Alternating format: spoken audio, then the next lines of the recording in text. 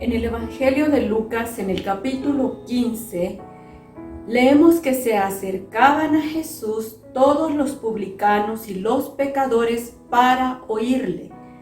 Y los fariseos y los escribas, cuando vieron eso, murmuraban de Jesús diciendo: a los pecadores recibe y con ellos come.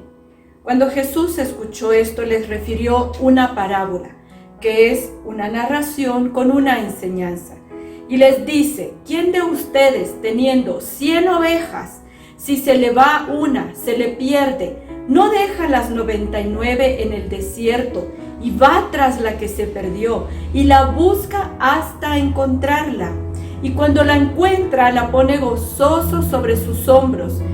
Y luego, al llegar a casa, llama a sus amigos, a sus vecinos y les dice: gócense conmigo, porque esta mi oveja se había perdido y la he encontrado.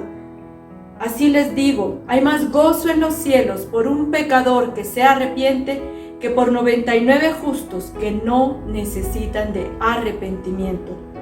Y ese es el corazón de nuestro buen pastor, Cristo Jesús, quien va tras la oveja perdida, tras la oveja extraviada, y la busca hasta encontrarla. Y Él quiere que ese mismo corazón sea nuestro corazón.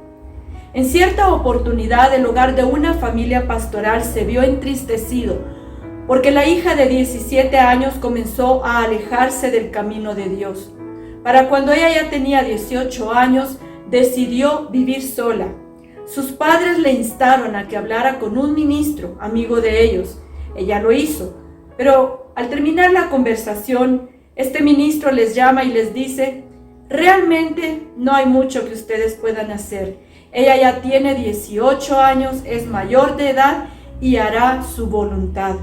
Sin embargo, el padre rehusaba a aceptar que su hija estuviera alejada de Dios, porque él sabía que el camino que ella había cogido era un camino que la llevaría a una destrucción segura.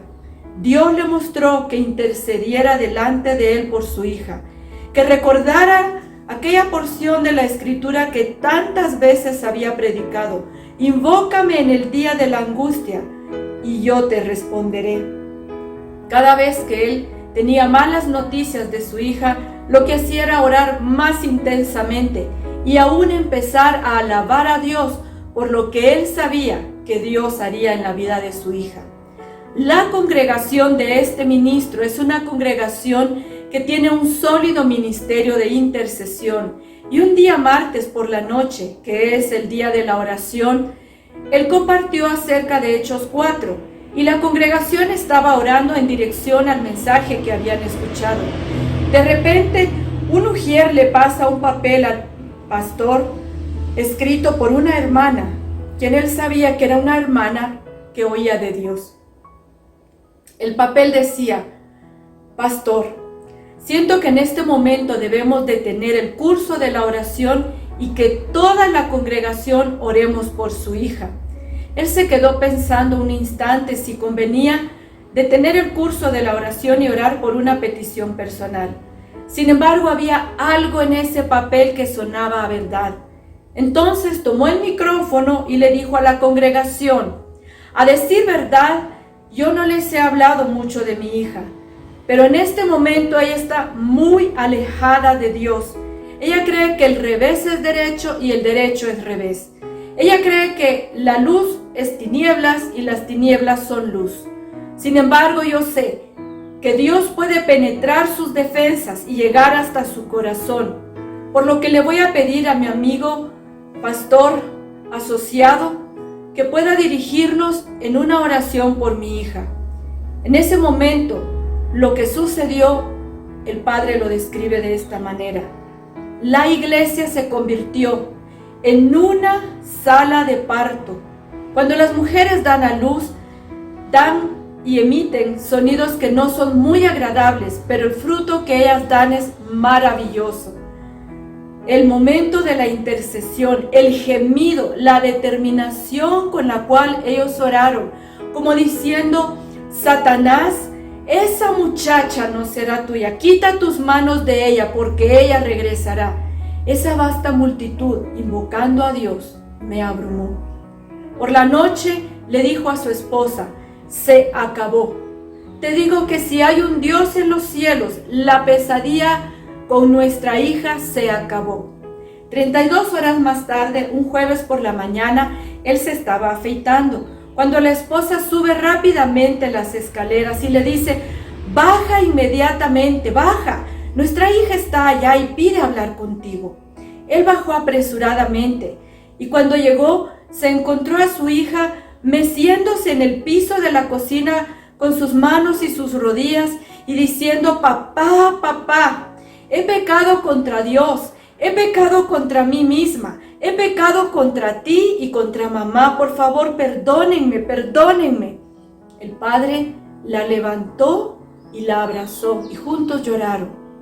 Pero en eso la hija se separa un poco de él y le dice: papá, dime una cosa, ¿quién estuvo orando por mí el martes por la noche? ¿Quién estuvo orando por mí el día martes por la noche? Porque yo estaba dormida y de repente Dios me despertó y me mostró un abismo sin fondo en el cual yo estaba descendiendo.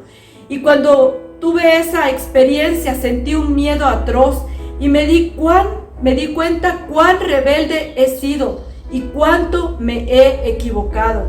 Al mismo tiempo que yo estaba descendiendo, pude experimentar los brazos del Señor abrazándome con fuerza y sosteniéndome para que no siguiera descendiendo y diciéndome: te sigo amando.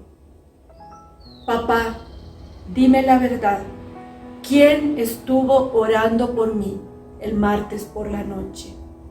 El cambio de la joven se hizo evidente muy pronto, porque ella ingresó a un seminario bíblico y pronto estaba dirigiendo grupos musicales y un coro. Actualmente ella está casada, es esposa de pastor, tienen 3 hijos maravillosos y pastorean en una región central de los Estados Unidos. Hermana querida, a lo mejor tú tienes un hijo o una hija que se ha alejado del camino de Dios y tú has estado clamando por ese hijo o por esa hija. Tú tienes hermanos en Cristo a los cuales les puedes pedir que se unan contigo en este clamor, en esta intercesión, porque la Escritura dice: la oración eficaz del justo puede mucho. Dios puede causar por medio de esa intercesión los mismos dolores de parto por medio del Espíritu Santo, gemidos indecibles que traigan de regreso a ese hijo o a esa hija nuevamente a Cristo Jesús.